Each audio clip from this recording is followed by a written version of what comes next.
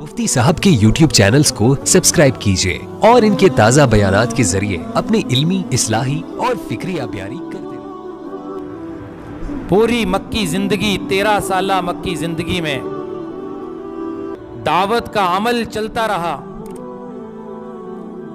دعوت کے عمل کو روکنے کی بڑی کوششیں ہوئیں۔ مشرکین کہتے تھے تم نماز پڑھا کرو، تم اپنی عبادات کرو، لیکن ہمارے بتوں کو کچھ نہ کہو، ہمیں بھی بتوں کی عبادت کرنے دو، ہمیں بھی خانہ کعبہ کا طواف ننگے کرنے دو، ہم اپنا کام کرتے ہیں، تم اپنا کام کرو، ہمیں کچھ نہ کہو۔ لیکن ایسا نہیں ہو سکتا تھا۔ تم اپنی عبادت کرو، اپنی نماز پڑھو، لیکن مسلمان کی دعوت میں شرک کی نفی ہے اور اللہ کی وحدانیت کا اقرار ہے۔ تو مسلمان مکی زندگی میں دعوت دیتے رہے۔ رسول اللہ صلی اللہ علیہ وسلم نے ہر اس طریقے کو دعوت کے ذریعے اختیار فرمایا جس کے ذریعے لوگوں تک اللہ کا پیغام پہنچ جائے۔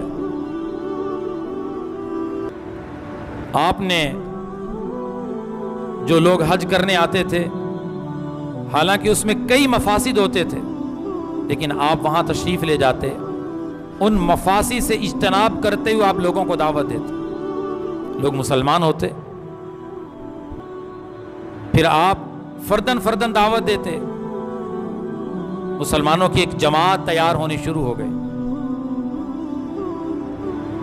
آپ کی دعوت چلتی رہی، لیکن ہر آنے والی رکاوٹ، ہر آنے والی تکلیف، ہر آنے والی پریشانی اور مصیبت کو مسلمان برداشت کرتے رہے،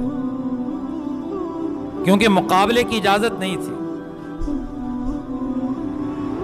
اتنی تکلیف اور اتنی مصیبت مکی زندگی کے اندر مسلمانوں پر کہ انسان اس کا تصور نہیں کر سکتا۔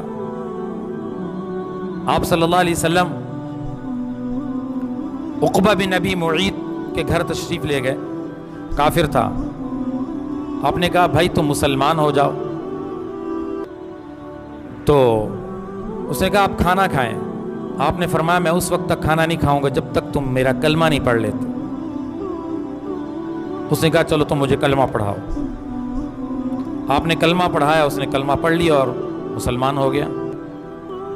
آپ نے کھانا تناول فرمایا، آپ واپس آئے تو وہ باہر نکلا، جا کر ابو جہل سے کہنے لگا، کارگزاری سنائی، میں تو مسلمان ہو چکا ہوں۔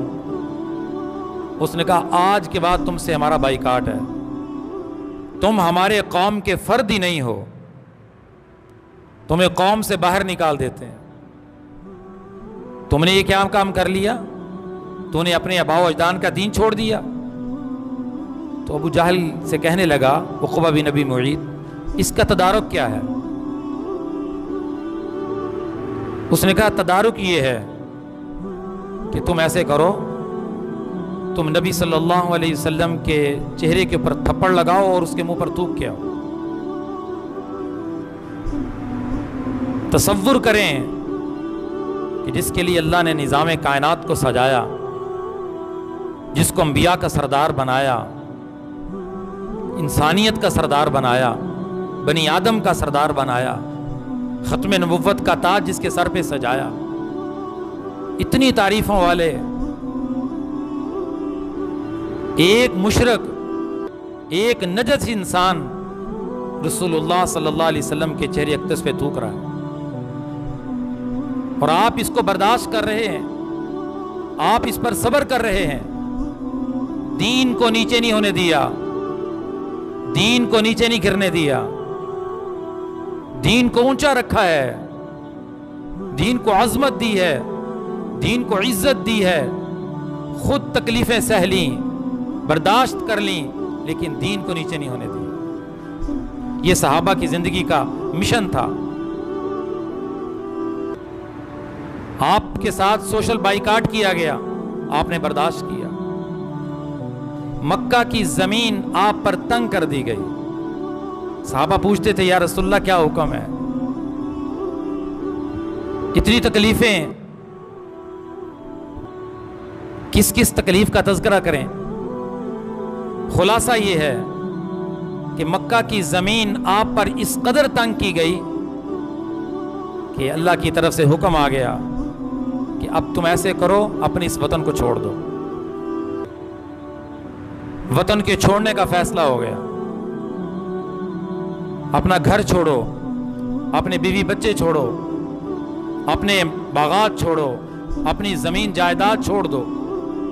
کتنا مشکل ہوتا ہے اپنے وطن کو چھوڑ کر جانا،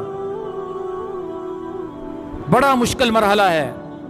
لیکن اللہ کا حکم آیا، رسول اللہ صلی اللہ علیہ وسلم نے دین کی اشاعت کی خاطر، دین اسلام کی عزت کی خاطر اللہ کے اس حکم کو پورا کیا.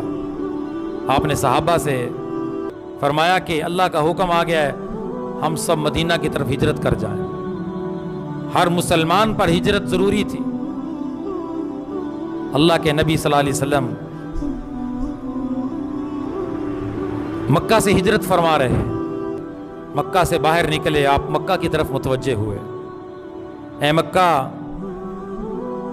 مجھے تجھ سے محبت ہے، تو میرا وطن ہے.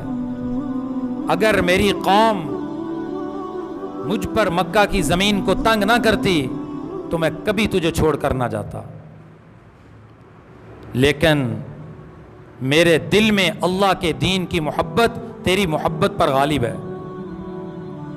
اے مکہ، میرے دل میں اللہ کے دین کی محبت تیری محبت پر غالب ہے، اس لیے مکہ چھوڑ کر اللہ کے حکم پر مدینہ کی طرف جا رہا.